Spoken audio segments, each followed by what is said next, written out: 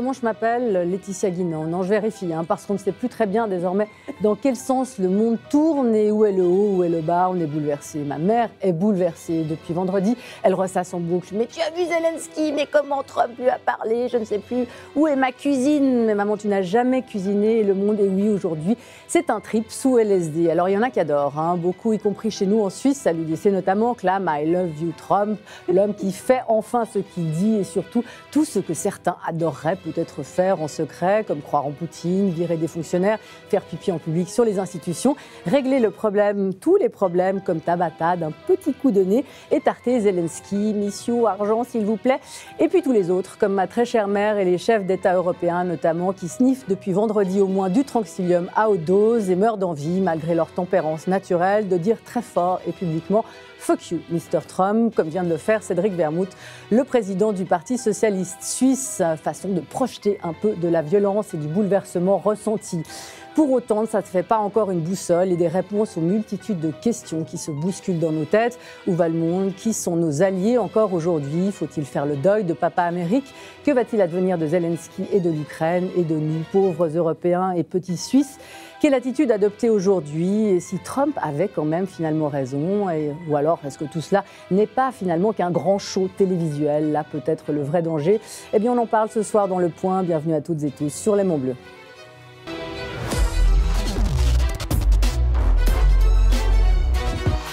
Et bienvenue à tous nos invités ce soir en plateau et en Zoom du sud de la France. Nicole Bacharan, merci beaucoup de nous avoir rejoints. Excellentissime Bonsoir. Experte des États-Unis. Vous êtes politologue et spécialiste des États-Unis, autrice de très nombreux livres sur la question, parmi lesquels on va citer Les secrets de la Maison-Blanche, qui vient d'être réédité en poche aux éditions Tempus sur les abus de pouvoir des différents présidents américains. Ça résonne.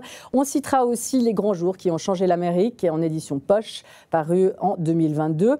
Tous les deux, comme beaucoup d'autres, co-écrit avec votre époux, qu'on adore tout autant, Dominique Simonet, ancien rédacteur en chef de l'Express. Et puis on va citer encore une fois, la plus résistante de toutes, votre dernier roman qui vient de recevoir le prix du meilleur roman. C'est un fabuleux biopic sur votre mère et la résistance française durant la Deuxième Guerre mondiale. Une toute jeune fille, votre mère, qui avait fait le choix de l'extrême courage alors que rien ne l'y obligeait. Ils n'étaient pas si nombreux que ça à l'époque, contrairement à la légende. C'est fantastique. On le reconseille encore une fois et on le reconseillera toujours en plateau des stars aussi. Madame la présidente Micheline Calmiret, bienvenue. Merci. Ancienne présidente de la Confédération suisse, ancienne ministre des Affaires étrangères. Près de 10 ans, un exploit, même chez nous en Suisse. Vous êtes actuellement professeur invité au Global Studies de Genève et votre dernier livre, qui est tout à fait de circonstance, pour une neutralité active de la Suisse à l'Europe, qui est paru en 2021 aux éditions EPFL Presse, préfacé par François Hollande himself. Vous êtes en effet socialiste, comme François Hollande, du parti donc que dirige aujourd'hui Cédric Wermuth, qui vient de créer la polémique avec son « Fuck you, Mr. Trump ». Autre politique de l'autre bord, Cora Brachiti, bienvenue. Bienvenue, merci. Merci beaucoup de nous avoir rejoints exprès de Berne. Vous êtes en effet député bernois UDC, un parti qui clame sa détestation du soutien à l'Ukraine et pour une partie en tout cas son enthousiasme pro-Trump. Vous êtes d'ailleurs vous-même un libertarien de la même obédience qu'un certain Elon Musk. Et enfin notre super éditorialiste en chef du Point sur ce plateau, Philippe Ball, bienvenue. Bonsoir. Ancien directeur de France Inter et de Charlie Hebdo. Alors, Nicole Bacharan, on va commencer évidemment par l'Ukraine. Un cessez-le-feu se dessine. Et si Donald Trump avait raison, finalement, et si c'était lui qui avait la solution de cette paix, Nicole Bacharan? Écoutez, je pense que cette question, c'est aux Ukrainiens qu'il faut la poser.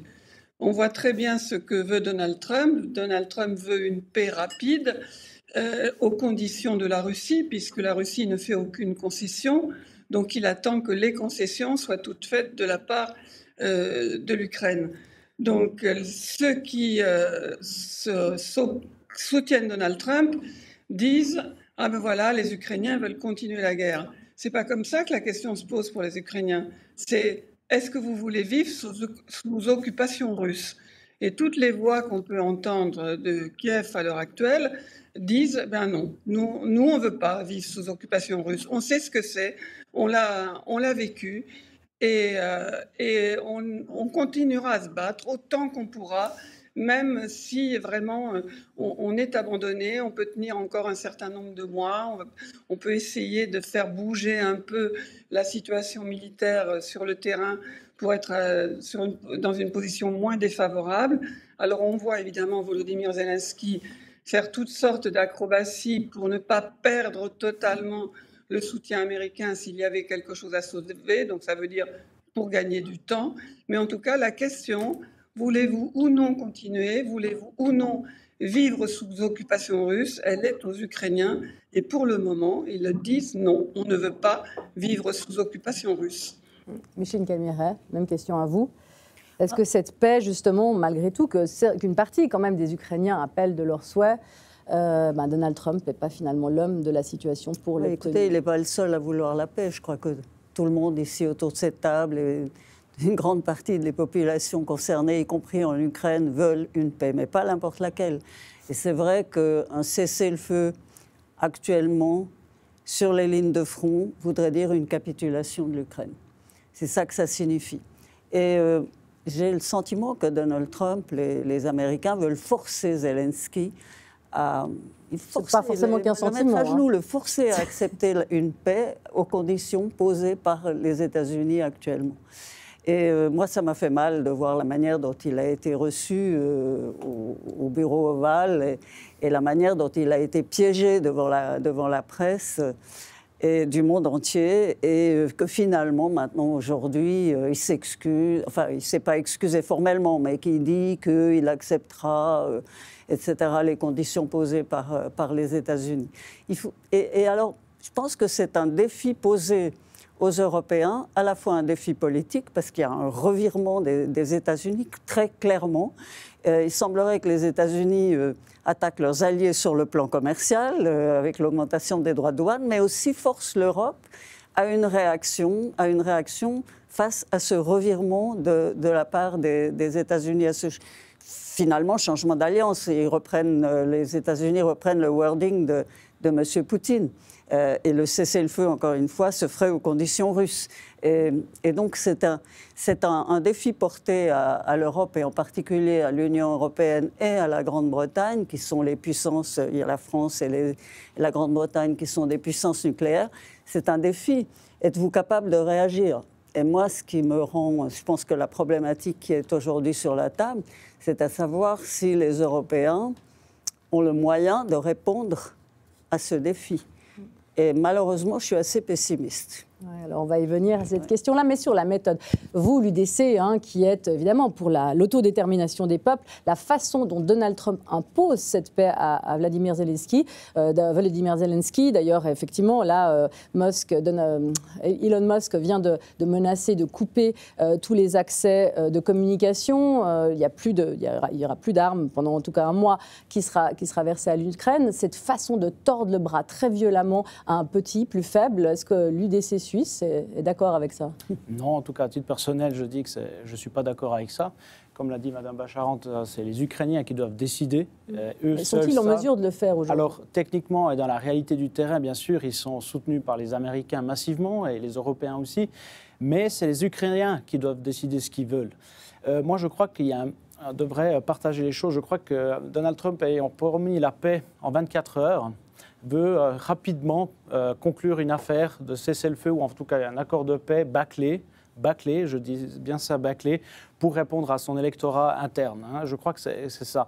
Mais je crois qu'ici, entre les Européens et les Américains, cette tension qu'il y a actuellement, elle n'est pas nécessaire. Elle n'est pas nécessaire parce que c'est justement dans ces moments-là où les Européens devraient agir de moins avec idéologie, parce que je pense qu'il y a quand même, c'est parce que c'est Trump, on ne veut pas, ou on veut autrement. Et je crois qu'on devrait plus travailler ensemble, entre Europe et Américains, que les Européens devraient aussi comprendre ce que veulent les Américains, et les Américains aussi écouter de quoi ont besoin les Européens, parce que finalement, c'est sur le continent européen ça voudrait dire très concrètement, parce que là, effectivement, Trump impose sa way of life, et puis ça, effectivement, ça plaît peu, mais oui, enfin, il n'y a pas de concertation non plus. Il n'y a pas de concertation, mais si on reprend l'historique, si on regarde Minsk 1, Minsk 2, où l'Allemagne et la France étaient garantes ou médiateurs pour assurer un cessez-le-feu dans l'est de l'Ukraine, à Donetsk, ça n'a pas marché. Et donc, il y a eu cette escalation jusqu'à l'envahissement et l'agression russe sur le territoire ukrainien. Et donc, le rapport de force, c'est ce qui compte aujourd'hui. Et si on regarde les pays européens, la France ou l'Allemagne, ils n'ont pas cette capacité militaire à assurer un cessez-le-feu ou imposer, on va dire, des conditions où Poutine pourrait prendre très au sérieux. Et donc, je pense qu'ici, il faut qu'on accepte en tant qu'Européens que les États-Unis ont une capacité militaire qui, eux, peuvent imposer une force à Poutine. Et je crois que c'est une erreur de scinder l'Union européenne et les États-Unis. Et il faut travailler ensemble. Est-ce que les Européens doivent travailler un peu plus avec ce que demandent... Oh, ils ne demandaient que ça, hein, les Européens. Ils ne C'est demandaient pas que ça. Donc, c'est Trump qui ne veut plus. Et il est un produit lui-même de l'amnésie de la culture européenne, qui est une amnésie européenne aussi, hélas. Mais Trump, les États-Unis étaient fondés par les Européens. C'est comme ça que ça s'est passé. Hein. Bon. Et avec un idéal presque super européen, un idéal de justice et de liberté. Et ils ont porté, la nation américaine s'est constituée avec cette idée-là, à travers sa culture, son cinéma, sa musique, ses écrivains, qui est une richesse inouïe. Et aujourd'hui, tout ça est oublié. On a vu en quelques jours ça tomber comme un morceau de banquise s'en aller au large. C'est-à-dire qu'il ne reste plus que ce vieux monsieur, que guette le pouvoir judiciaire quand il aura fini son deuxième mandat, ce vieux monsieur qui recule devant tout. Parce qu'en réalité, grâce à une com formidable et à une façon de dire les choses, on a l'impression que c'est un mâle alpha qui prend des décisions extraordinaires. En réalité, il recule sur tout. Il recule sur ce qu'est l'Amérique, ce qui fonde l'Amérique. Il recule, comme il a reculé sur les accords de Paris, comme si les problèmes écologiques de la planète n'étaient qu'un détail. Il a reculé sur le contrôle des centrifugeuses nucléaires en Iran. Ensuite, il recule devant l'impérialisme russe. Il recule devant la guerre en Ukraine, il recule partout. Il a reculé devant Kim Jong-un. C'est un homme qui recule, qui se barre la queue entre les jambes en mettant des droits de douane autour de lui. Mais la communication est tellement formidable qu'on a l'impression qu'au contraire, c'est des grandes avancées. Ce sont d'interminables reculs honteux devant tout ce qui représente son existence. Je vous laisse réagir, après on va regarder la séquence. Un point sur le recul, et puis peut-être là on sera en désaccord, le fait de dire qu'il recule sur l'accord de Paris, moi je crois justement l'Union européenne ayant de moins en moins d'industrie en Europe, et notamment à cause des programmes comme le Green Deal, et on parle de faire une défense européenne sans industrie. Écoute, c'est pas sérieux. Ça veut dire que quand j'écoute Macron ou mais on peut discuter de ça. Mais en Afghanistan, qu'est-ce qu'il a fait? Il a reculé. Il n'a pas reculé, c'était planifié. C'est l'homme qui recule. Il a planifié le recul. Non, il avait une planification. Il y avait une planification. Revenons peut-être au problème de la guerre. Non, mais revenons peut-être au problème de la guerre d'Ukraine. Je crois qu'il faut mettre les choses quand même objectivement sur la table. C'est une guerre d'empire. C'est une guerre d'empire. C'est pas une guerre de valeurs. On a dit c'est une guerre de valeurs, c'est une guerre de la démocratie contre les autocraties. C'est une guerre d'empire.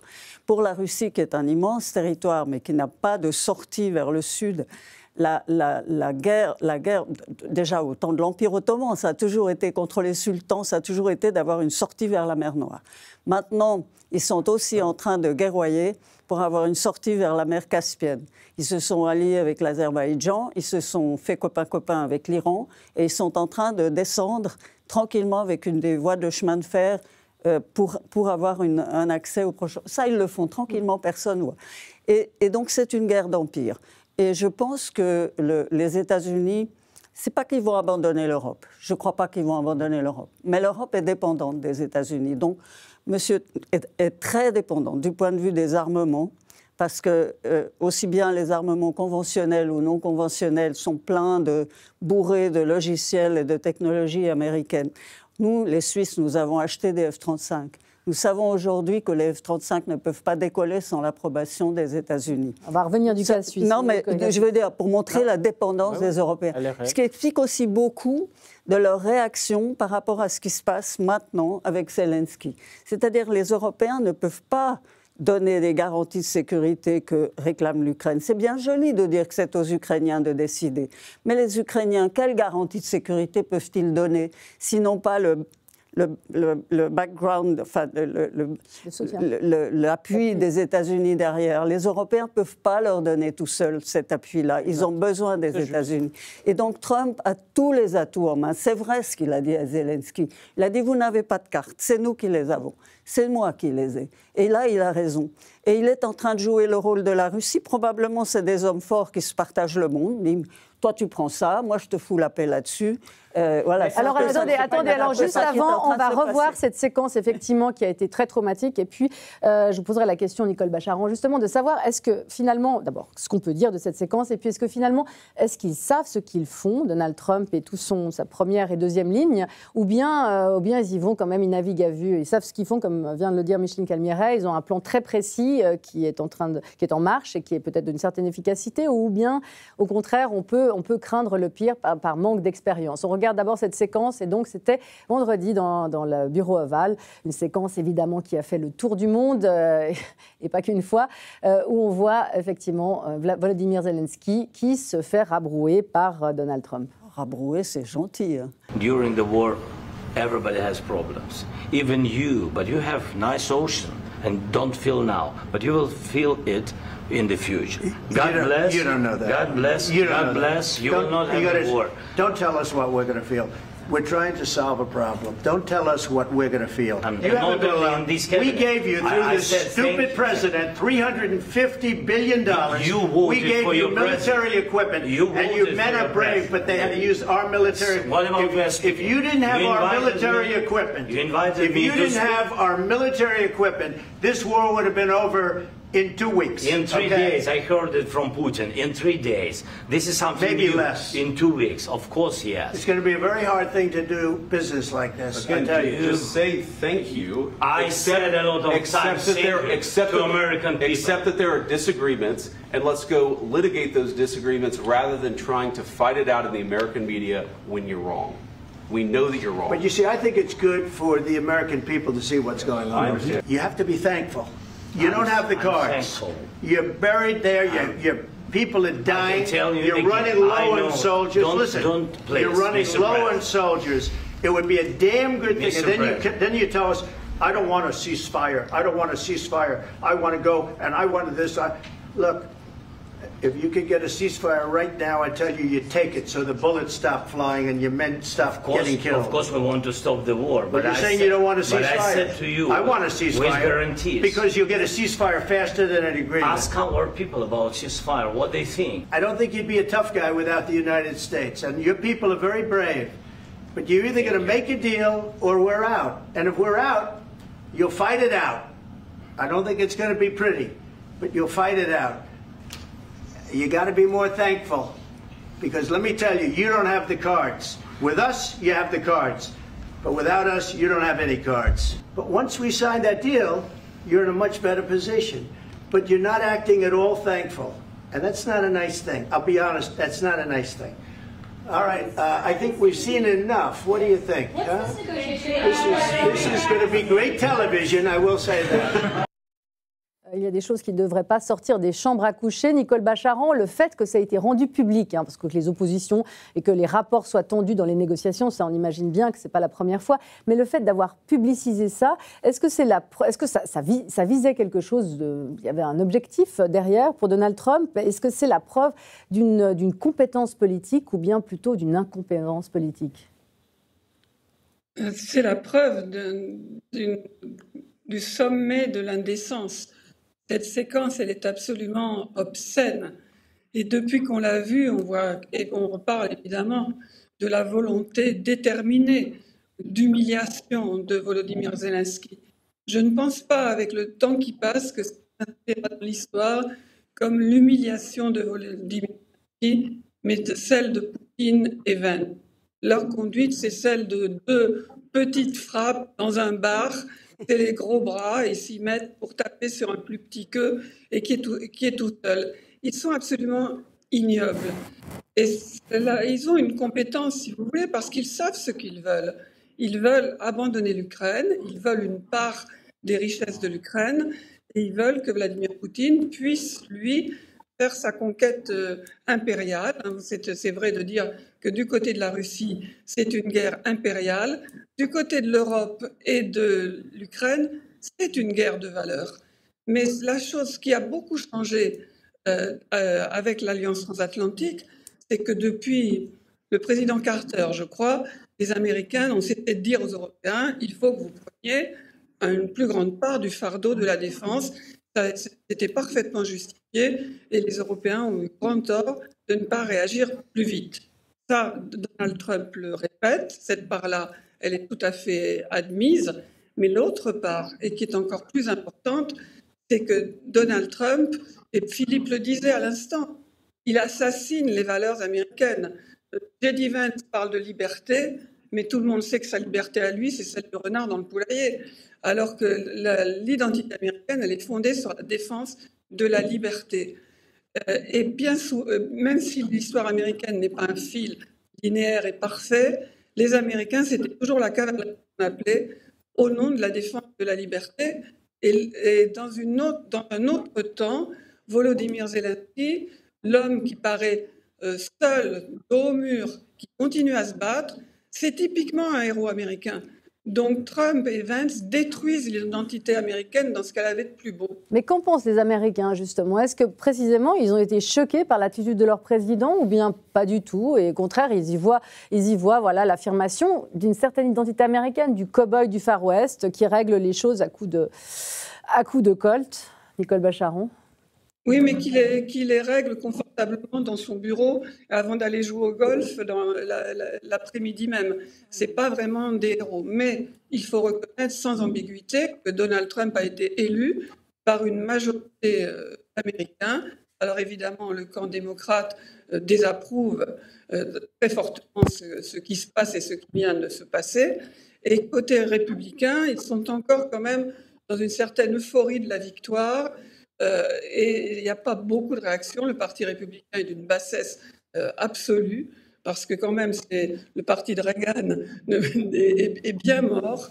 Ceux qui en restent n'osent plus exister en tant que parti qui défendait justement la liberté. Et puis les Américains sont sidérés encore par la brutalité des mesures qui tombent tous les jours, notamment tous ces gens qui sont licenciés dans la fonction publique, par centaines de milliers, donc il n'y a pas énormément de réactions. Ça, je vous le confirme à l'heure actuelle.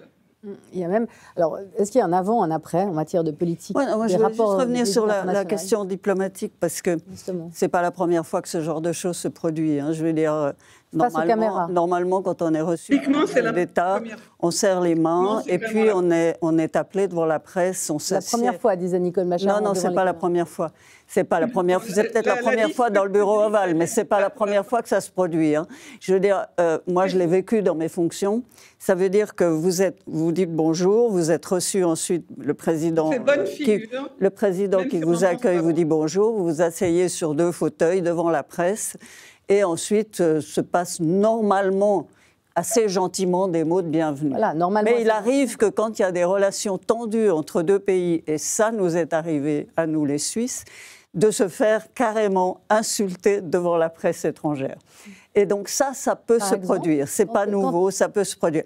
Mais là, c'est le signe je vous le dirai pas.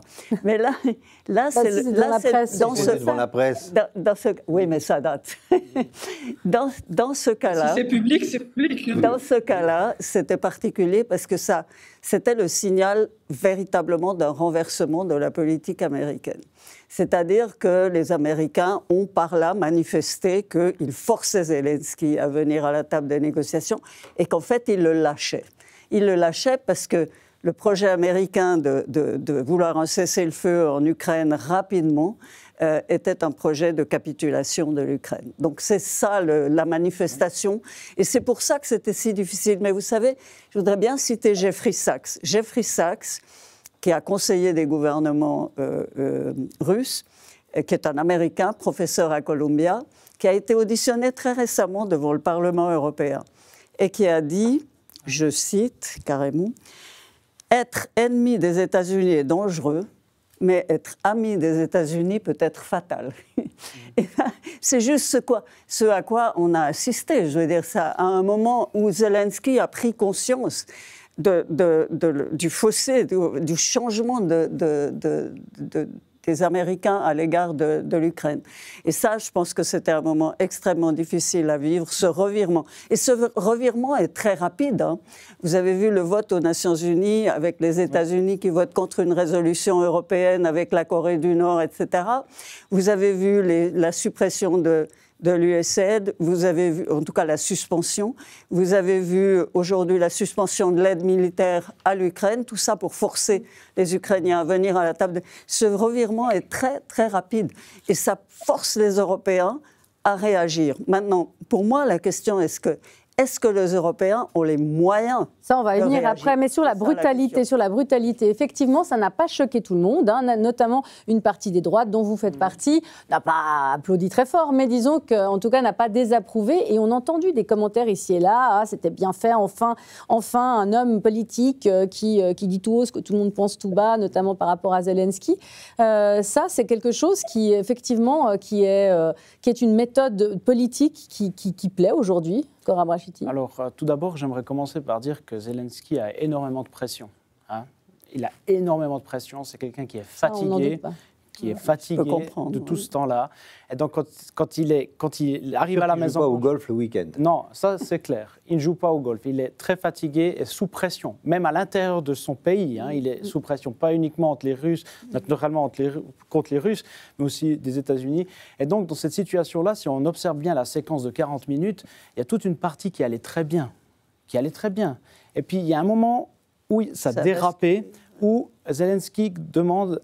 Est-ce que je peux vous poser une question à J.D. Vance? Et puis c'est là qu'il y a eu, on va dire, cette embrouille finalement. Et je dois dire, moi personnellement, ça ne m'a pas plu. Parce que comme j'ai dit, moi je suis pro-occidental et je n'aime pas voir les Occidentaux à ce moment-là de l'histoire, je dirais même, d'avoir cette embrouille en public. Mais je crois qu'il ne faut pas donner toujours le tort à Donald Trump, mais il ne faut pas non plus donner le tort à Zelensky. C'est la situation, nous sommes tous des êtres humains, à chaque moment on peut déraper, ça c'est comme ça. Enfin. Mais pour répondre à votre question, oui, il y a des gens qui ont trouvé ça bien. Parce qu'à chaque fois, et puis ça on peut, là je me mets dans une position neutre. Zelensky fait un excellent travail diplomatique. Il réussit à convaincre qu'on l'aide, il va à droite à gauche, il a une bonne communication. C'est clair, le contribuable européen et américain a beaucoup donné pour l'Ukraine. Et je crois qu'une partie de l'électorat de Trump a très bien compris qu'ils ne veulent plus donner de l'argent. C'est America First, c'est d'abord nos retraites, c'est d'abord nos routes, d'abord nos écoles, avant d'envoyer ailleurs. Et le discours de Trump à ce moment-là, je crois que les gens le comprennent aux États-Unis. C'est pour ça qu'il a été voté aussi par 72 millions d'électeurs. Et donc je pense que ces sensibilités-là, il faut les comprendre. Aussi, les Américains, il faut les comprendre. C'est vrai qu'il y a une certaine fatigue de la guerre en Ukraine, pas seulement aux États-Unis, mais aussi en Europe. En Europe aussi. En Europe aussi, à cause de l'inflation, des prix de l'énergie qui augmentent, etc. Les gens, ils veulent la paix, c'est vrai. Oui, justement, une partie de la droite, en France notamment, est tout à fait OK avec cette méthode-là. Et c'est vrai qu'il y a même des médias, hein, on va citer, pour ne pas le citer, le groupe Bolloré, qui trouve que c'est parfaitement bien, que Trump a raison de faire ainsi. C'est une contradiction hallucinante, parce que cette droite qui se prétend les super patriotes, en avalisant ce genre de comportement, finalement encourage une destruction de ce qu'ils prétendent aimer, c'est-à-dire la patrie française, la patrie européenne. Elle est mise en danger, évidemment, par Trump, qui s'est aligné, qui a reculé comme un chien battu, comme je disais, devant Poutine. Mais la Russie... Mais vous n'en savez rien. Vous avez vu l'accord de paix ou pas? Non. Non. Il reprend le wording, comme vous disiez, de Poutine. Il reprend le wording de Poutine. Ce qu'il veut, c'est un cessez-le-feu rapide. J'aimerais juste dire... Il reprend le wording de Poutine. Vous savez qu'on veut négocier. Il reprend le discours de Poutine sur l'Ukraine.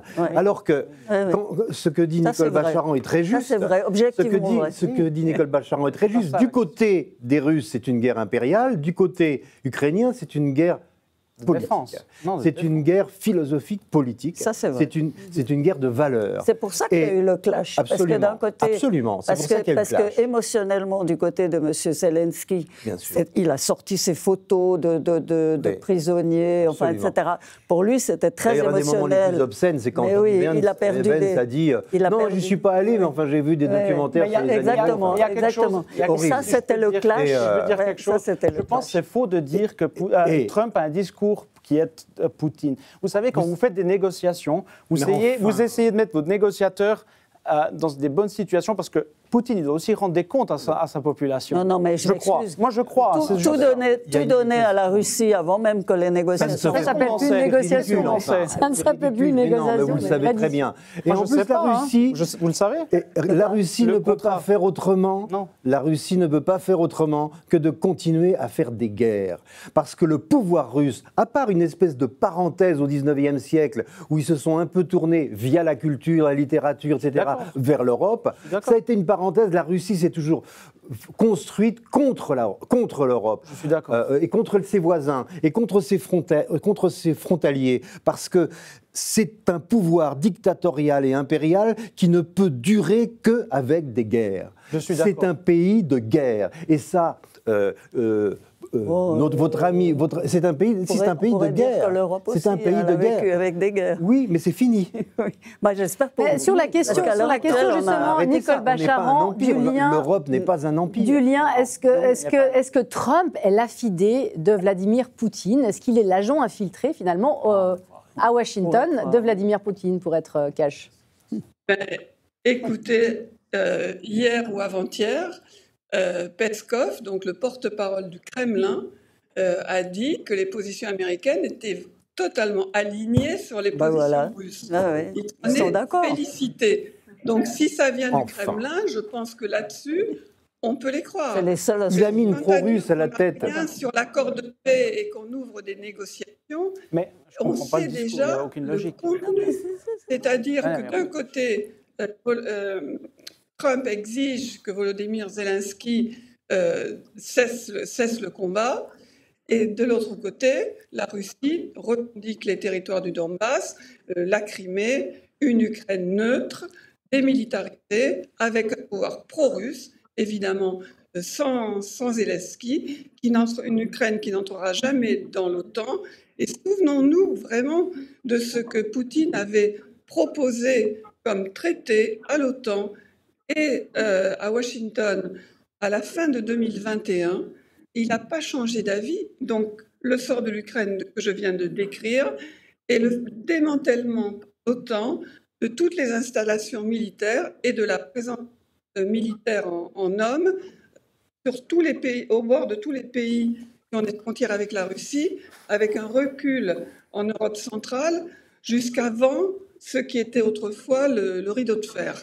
Donc Poutine n'a absolument reculé sur rien, et Donald Trump ne cesse de dire qu'il s'entend très très bien avec Vladimir Poutine et que tout cela devrait se passer très bien s'il n'y avait pas... Est-ce qu'en agissant ainsi, Donald Trump défend les intérêts américains ou bien il sert les intérêts russes? Ça, c'est une grande différence. Hein.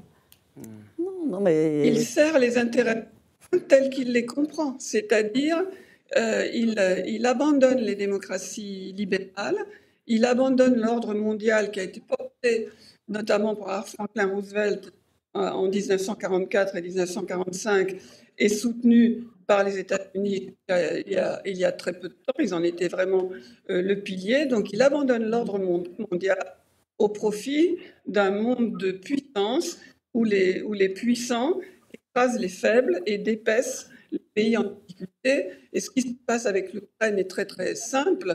L'Ukraine est en train d'être dépecée par la Russie et Donald Trump, qui se conduit comme un parrain de la mafia, veut sa part.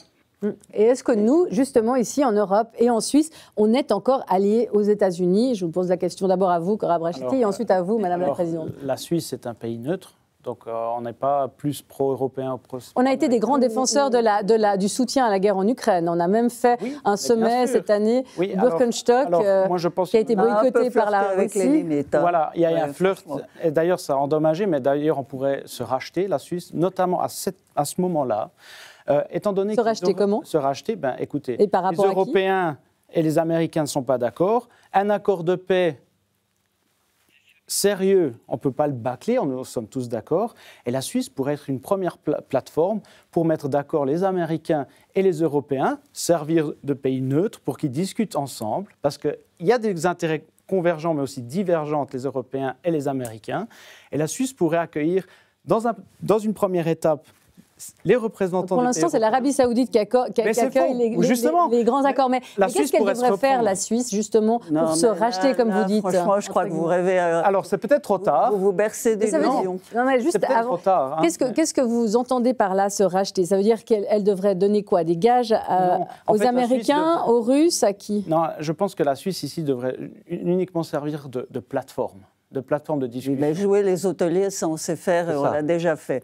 Mais ça ne suffit pas pour être un médiateur entre des grandes puissances. Pour être un médiateur, il faut d'abord être en position d'être médiateur. Il faut avoir un plan, il faut avoir des expertises. Oui. La Suisse n'est pas en mesure, elle n'a pas la possibilité d'offrir des garanties de sécurité que réclame l'Ukraine. Donc elle ne peut pas se positionner entre les grandes puissances. Par contre, elle peut offrir son territoire pour des rencontres, il n'y a pas de problème. Sauf que la Russie nous considère comme un pays hostile. Je vous signale juste. Ça, c'est une erreur stratégique, en effet. Mais sommes-nous encore aujourd'hui les alliés des Américains, justement ? Pardon ? Sommes-nous encore aujourd'hui les alliés des Américains ? Vous me posez la question à moi, mais moi, je vous renvoie au Conseil fédéral. À écouter le Conseil fédéral, c'est très intéressant. Non. Madame Keller-Souter s'est exprimée, et Madame Keller-Souter a dit très clairement qu'on était un pays qui devait conserver de très bonnes relations avec les Européens. On n'est pas membre de l'Union européenne et avec les États-Unis. Et donc, la Suisse, si vous voulez, elle protège ses intérêts économiques. On est le premier investisseur aux États-Unis. La Suisse est un des gros investisseurs aux États-Unis. On a des entreprises qui exportent aux États-Unis, donc on fait extrêmement... En plus, on a en projet un accord de libre-échange avec les États-Unis. Donc, on fait très, très attention de ce côté-là. Les États-Unis ne veulent toujours pas signer, les États-Unis procrastinent. Du point de vue politique, on est un État neutre, donc on s'est avancé jusqu'à la limite de ce qu'il était possible de faire en conservant notre neutralité. On s'est avancé jusqu'à la limite de ce qu'il était possible de faire en réunissant les soutiens de l'Ukraine au Birkenstock.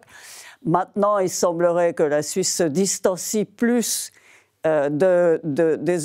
essaye de maintenir un certain équilibre entre les États-Unis et le... Il y a une inquiétude chez les producteurs de gruyère, non ? Pas seulement. Ça, on le verra, oui. Oui, parce que c'est de la guerre commerciale. Mais ce qui est intéressant, c'est qu'elle a repris les sanctions européennes, les dernières sanctions européennes contre la Russie. Donc, vous voyez, elle essaye de faire ce qu'on a toujours fait d'ailleurs, un exercice d'équilibrisme. Très difficile. Un exercice d'équilibrisme. On mène en réalité une politique extrêmement pragmatique, et c'est la raison pour laquelle on se tait à l'heure actuelle. Mais les champions du Super G, du slalom, on était peut-être un peu moins. Nicole Bacharan, est-ce que justement les États-Unis sont encore les alliés de l'Europe ? Non, c'est fini. Je ne sais pas jusqu'à quand c'est fini, j'espère que ça reviendra un jour. Les États-Unis de Trump ne sont pas les alliés de l'Europe. Et je pense que c'est très important pour les Européens d'ouvrir les yeux là-dessus. Il n'y aura pas de garantie américaine à l'Ukraine. Il n'y aura pas de garantie. Bien sûr. Alors évidemment, les questions qui sont posées sur le plateau sont totalement justes. Est-ce que l'Europe a les moyens de se défendre elle-même, les moyens d'apporter des garanties de sécurité à l'Ukraine ? La question, elle est valable, mais il faut la considérer dans le fait que de toute façon, les garanties américaines sont perdues. Donc, pour l'Ukraine, mais pas pour l'Europe, l'Union européenne. Est-ce que l'Union européenne, justement, doit se solidariser avec l'Ukraine, qui pour l'instant ne réclame pas forcément, à ruiner ses accords avec... la question, est-ce que l'Europe a les moyens d'offrir les garanties de sécurité ? Voilà. C'est ça, Nicole Bacharan. À terme, oui. Nicole Bacharan. Mais pas tout de suite. Allez-y, Nicole. Rapidement, Est-ce que les États-Unis protègent encore l'Europe? Est-ce que Donald Trump déclencherait l'article 5 de l'OTAN pour les pays baltes, pour la Slovaquie, pour la Moldavie, Oui. voire même pour la Pologne? Non. En tout cas, la question est posée, ce qui veut dire qu'il n'y a pas de dissuasion. Donc, à mon sens, la seule chose à faire pour les Européens, c'est de se réunir, ce qu'ils font, de faire leur compte, parce que les moyens militaires américains, européens, existent, même s'ils sont insuffisants. On a plus d'hommes en armes que les États-Unis, on a plus d'avions, autant de navires, mais simplement, tout cela est dispersé, souvent redondant, souvent inefficace, et il nous manque des capacités cruciales, notamment en matière de renseignement, de communication, qui sont apportées par les Américains. Donc la force logistique américaine, aujourd'hui, elle est indispensable. Donc il faut faire le point là-dessus et voir comment, à terme, on peut combler ce manque. Mais on est mis en danger aussi, nous, parce que si Donald Trump, les États-Unis ne défendent pas l'Europe, ils ne vont pas non plus défendre la Suisse. Écoutez, moi, je crois que c'est une mauvaise lecture ou une mauvaise grille de lecture. Quand J.D. Vance est venu à Munich et a fait son discours à Munich, moi, j'ai vu quelqu'un qui disait « Réveillez-vous, réveillez-vous ». Vos valeurs européennes, c'est la liberté. C'est décadent. C'est la liberté d'expression qui est un droit fondamental. Oui. Non, mais sur le principe, si on comprend académiquement ce que ça veut dire la liberté, on le comprend, et son message, quand la liberté d'expression, c'est quand même fondamental dans la liberté. Et c'est comme quand on aime quelqu'un, puis on lui va chez lui, on lui dit peut-être les choses franchement. La liberté d'expression, c'est parce qu'on l'aime. C'est quand la société de presse est interdite de séjour à la Maison-Blanche. Oui, c'est ça la liberté d'expression. Attention, ne mélangez pas tout, il a été ouvert avec des autres, etc. Non, mais vous avez raison, il ne faut pas rentrer dans le discours de Madame. Non, mais ce que je veux dire, c'est que il a eu un message. Et quand quelqu'un vient et vous dit ça, c'est qu'il a quand même le cœur qui penche un petit peu. Parce que s'il voudrait rien savoir de l'Union européenne ou bien de l'Europe, il serait même pas venu. Il aurait envoyé encore un troisième personnage, même pas le vice-président, puis il serait venu, il aurait fait un petit discours et il serait parti. Mais je crois que c'est la stratégie américaine. Il veut que l'Europe se reprenne en main, qui change de direction économique principalement, parce qu'avec des États comme la France, et je m'excuse de dire ça, très endettés, comment voulez-vous que l'Europe se renforce quand vous avez des États qui ont un système économique qui est lourd? Et eux, ce qui leur intéresse, c'est qu'ils s'orientent côté Pacifique et que l'Europe devienne gentiment adulte et qui se défendent eux-mêmes face à la Russie. Mais se désengagent. Ce qu'ils veulent, c'est se désengager. Ils veulent défendre les intérêts américains. America First et America Only, peut-être. Attendez, j'aimerais juste entendre sur la question, justement. Se désengager, ça veut dire ne pas venir aussi potentiellement au secours armé, militaire et de l'Europe et de la Suisse, parce que la Suisse, elle ne va pas être soutenue par les États-Unis, par l'armée américaine, si l'armée américaine ne va pas sur le sol européen. Donc, qui maintenant, aujourd'hui, pour nous protéger? Est-ce qu'il faut justement qu'on puisse se mettre sous le parapluie européen qui n'existe d'ailleurs toujours pas? Le parapluie européen, c'est l'OTAN. Les États-Unis n'ont jamais dit qu'ils voulaient se retirer de l'OTAN. Ils ont juste dit, en sous-texte, ils ont dit on aimerait que vous preniez plus vos responsabilités.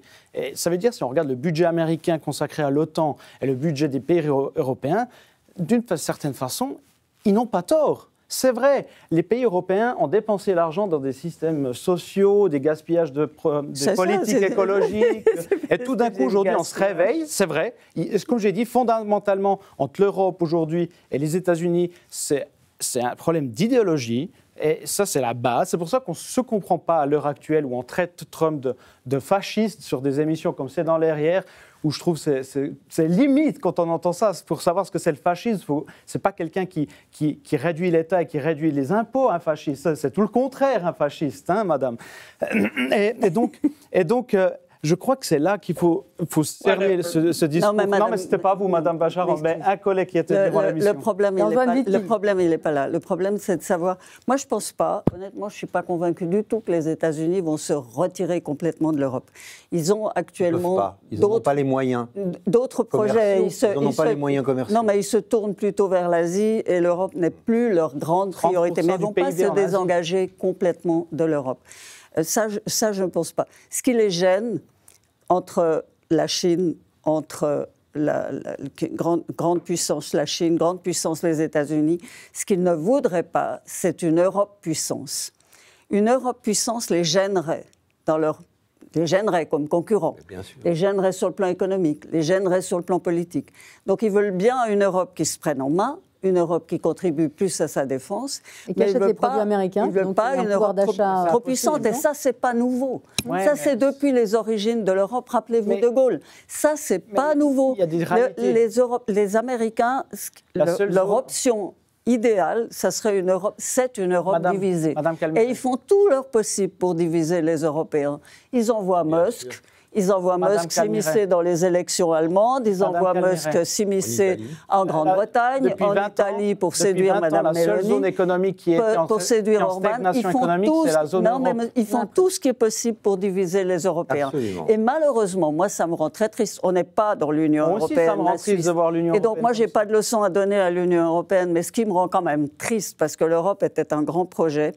Ce qui me rend vraiment triste, c'est de voir l'impuissance européenne. Et voilà, ils recommencent à se bagarrer autour du plan de Mme von der Leyen de Si je 100 peux dire milliards une d'euros. chose, juste pour ajouter ce que vous avez dit, c'est Allez-y, important. répondez. La zone euro. Je suis dans Attendez, l'Europe, Philippe, je voudrais juste- dire un mot. Ah ouais. Allez-y, Mais je voulais juste dire Allez-y. que la zone euro, les 20 dernières années, elle était quand même, si on regarde les faits et les chiffres, dans une espèce de stagnation économique. Elle n'est ni une concurrence pour les États-Unis, pas de ça ni qu'on pour parle, l'Asie. c'est pas- Mais c'est ça ce que je veux Non. dire à la fin, c'est que l'Europe, si elle ne se réveille pas, et je dis ça, c'est le mindset politique. Qu'est-ce qu'on fait pour créer de nouveau de la croissance et pas de faire des Green Deal massifs qui coûtent des milliards et on n'en voit pas les fruits de cette croissance, où on s'appauvrit et il y a la guerre, l'empire russe qui est de là.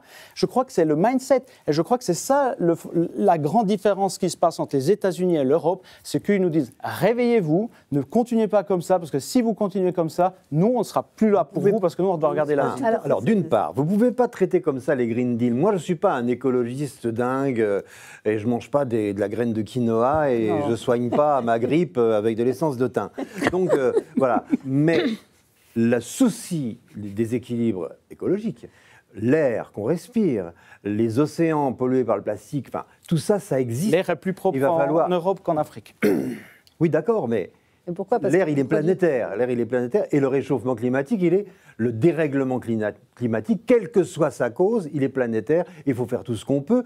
Vous en conviendrez quand même pour éviter que des populations crèvent sous l'eau ou d'insolation ou de sécheresse. Victimes ou de- Ça, c'est la méthode- victimes ça, c'est la victimes rhétorique de la d'épidémies. peur. Mais oui, on non, connaît. mais moi, pas du tout, je suis pas comme ça, je suis plutôt rassurant, je pense que la science va arranger les choses, je pense profondément Donc vous voulez que l'être- continuer dans cette voie-là, je veux que... Non, de façon extrême comme ça a été fait en Europe. Attendez, Mais ça attendez, va pas continuons aller, parce qu'on ça va pas on aller. a encore Je veux assez peu de simplement temps dire Non, que mais pour revenir le au sujet et de le l'Ukraine souci et des de États-Unis notre et de l'Europe. écosystème est un souci légitime. Alors après, Non, mais il fait partie d'un parti pense. politique qui nie le réchauffement climatique. Alors, on peut voir le je pense réchauffement. que les Le Allemands ont réchauffement, été il est là. complètement débiles de sortir du nucléaire. Je pense que Mme Merkel a fait une très grave erreur. Voilà, mais en attendant, je Eh pense ben, nous, que... on a fait la même, et moi, je suis d'accord avec Mme Merkel. Voilà. Bon, pense moi, que je ne suis pas c'était d'accord. Très du bien. tout. Mais l'Europe, c'est vrai qu'elle a du mal, elle va avoir du mal à se regrouper telle qu'elle est dans cette configuration parce qu'il y a des pays qui sont hostiles. La Slovaquie, La Hongrie. la Hongrie, peut-être l'Italie, on ne sait pas. Enfin bon, bref.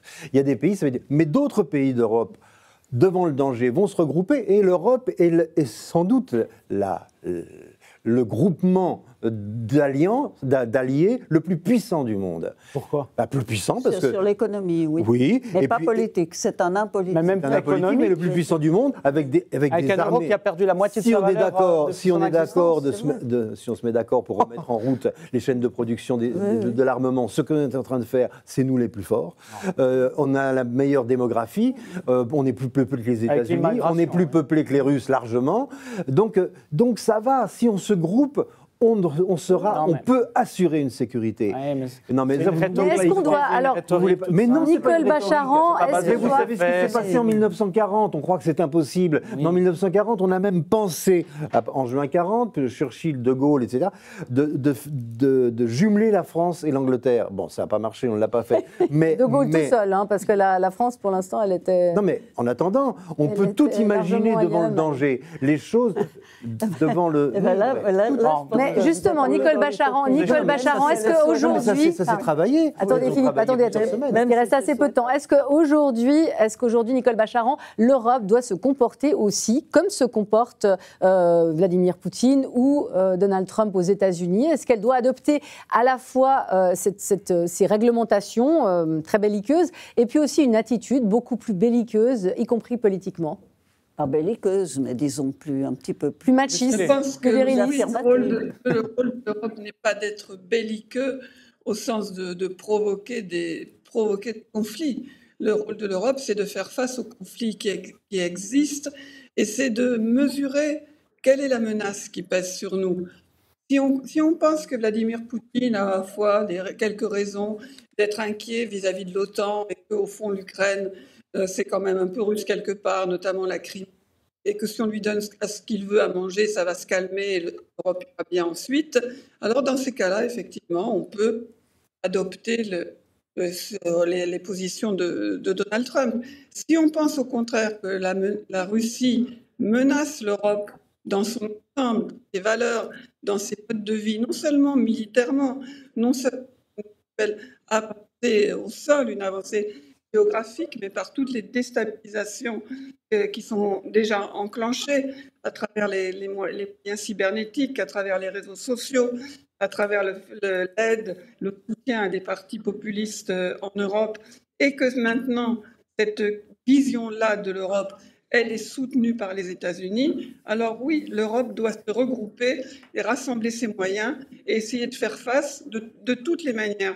Et je voudrais juste rappeler une chose, quand on parle de la liberté d'expression, Philippe disait la Associated Press est exclue du bureau ovale à l'heure actuelle, mais qu'est-ce que nous a dit exactement J.D. Vance, la liberté d'expression qui recule en Europe? Il est venu dire en Allemagne, il y a des néo-nazis parmi vous, il faut faire une place. Et la veille, il était allé avec sa femme visiter la concentration de le plan. Il fait la leçon sur la nécessité d'admettre l'AfD allemande et il rencontre la leader de l'AfD juste avant les élections. Ça ne s'appelle pas de la liberté d'expression. Ouais, mais excusez-moi. Et sur la question, parce qu'il nous reste très peu de temps, sur la question, est-ce que justement le fait d'avoir un cessez-le-feu en Ukraine aujourd'hui,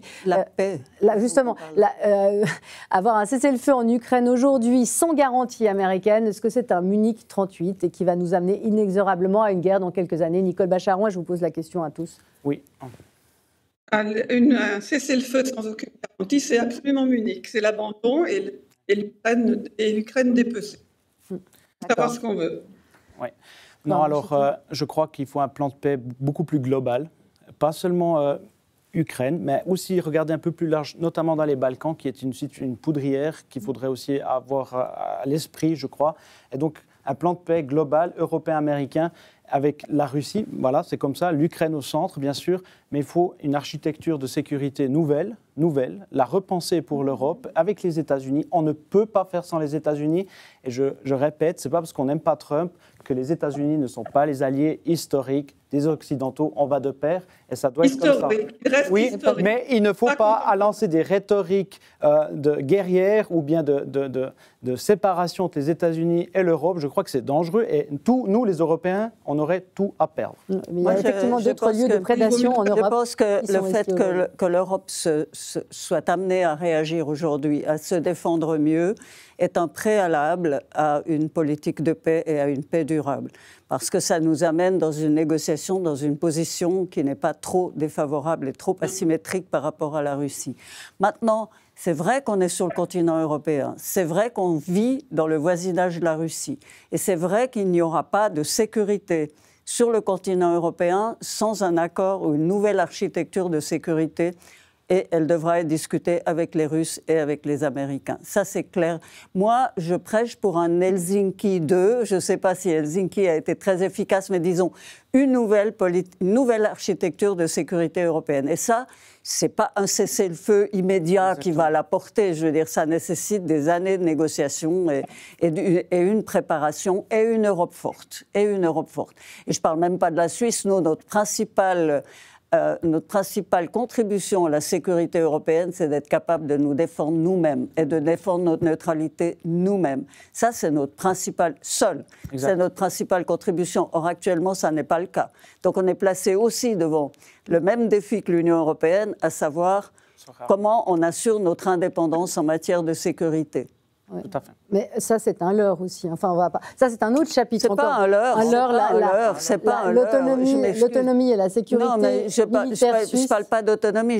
Mais on ne va pas ouvrir ce chapitre. On ne va pas rentrer là-dedans, mais il est clair que la Suisse assure sa propre sécurité avec son armée, mais aussi avec l'interopérabilité avec les pays de l'OTAN. Et ça, on participe au travers du partenariat. Avec du deal.